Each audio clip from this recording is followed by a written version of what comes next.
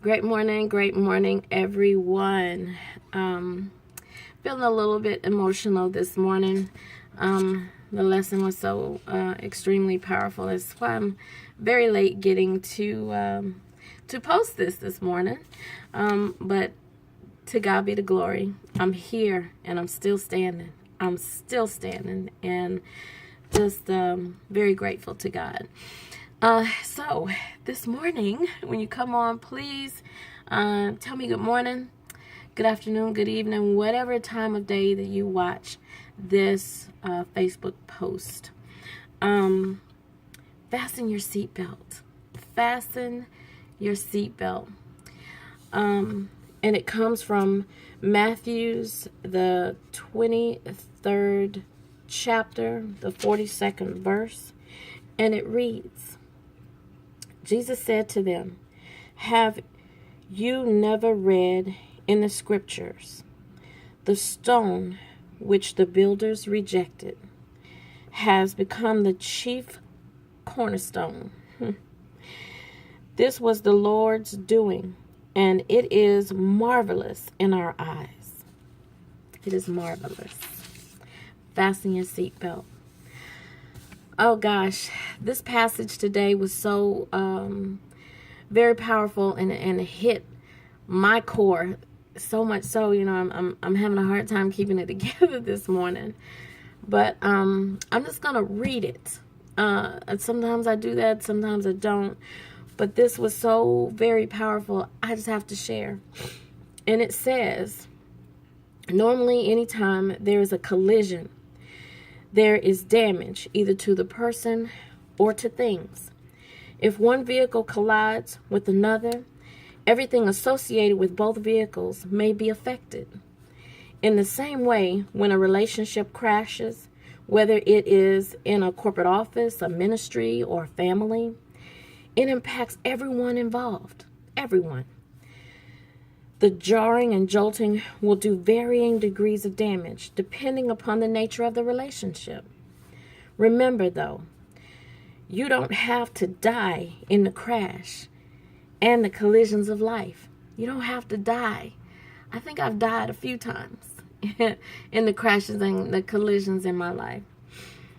Annoying as it may be, a seatbelt can save your life. A seatbelt is not a restraint that forces you to live like a mannequin, but a protective device that will support you in an emergency. Wow.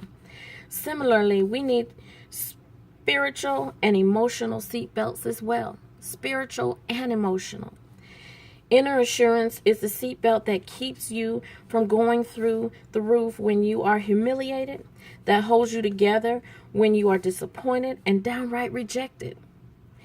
It is the confidence that God is in control and that what He has determined no one can disregard. If He told you, let me get it right, He was going to bless you, then ignore the mess and believe the God who cannot lie. Oh my God.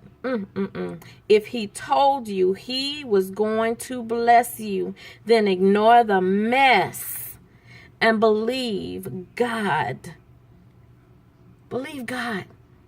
The God that cannot lie. My goodness. I'll be saying that to myself all day today. The rubbish can be cleared and the bruises will heal. Just be sure that when the smoke clears, my God, when the smoke clears, that you're still standing. I still stand today. Thank you, Jesus. I still stand. Hallelujah. You're too important to the purposes of God to be destroyed by a situation that was only meant to build character and give you direction. My God, my God. No matter how crushed or devastated you may be, you are still here. Praise God. Praise His name. Praise Him. He will use the cornerstone developed through the rejection and failed relationships to perfect what he has prepared. Lord have mercy. Lift your voice above the screaming sirens and alarms of panicky people. Lift your voice higher than that. Lift your eyes above the billowing smoke and spiraling emotions. Pull yourself together. That's what I'm doing. I'm pulling myself together. That incident that could have killed you, but it didn't. Announce to yourself and everyone else, I am alive. I can laugh. I can cry. And by God's grace, I can survive. I'm a survivor today. What are you? You have your seatbelt on? Have you fastened your seatbelt? To God be the glory on this day and every day that he allows me to rise and give thanks and to use my limbs and have every emotion that my heart wants to display. I thank God for this passage today. It was just given to me right on time. And I pray for you today that this message is a blessing to you as much as it was for me. I know it's meant for somebody today. Me.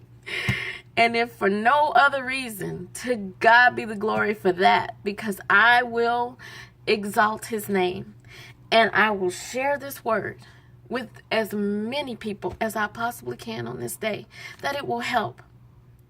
So I encourage you to share too, whatever it is that God gives you, whatever he gives you. And these are tears of joy. I'm not sad, but very happy that I've been chosen. I've been chosen. And to God be the glory. To God be the glory. Matthew's, the 21st chapter, 42nd verse. Read it and just meditate on it and know that you got to fasten your seatbelt. Fasten your seatbelt and get ready. Get ready. So on that note, I'm going to close out. Feed all three. Mind, body, spirit. Give your all to everything that God has poured into you. Give it passion. Put all of you into it and make God proud. Make him proud. I love you, my Facebook family, friends, and others who make me better every day. To God be the glory. Have a wonderful day.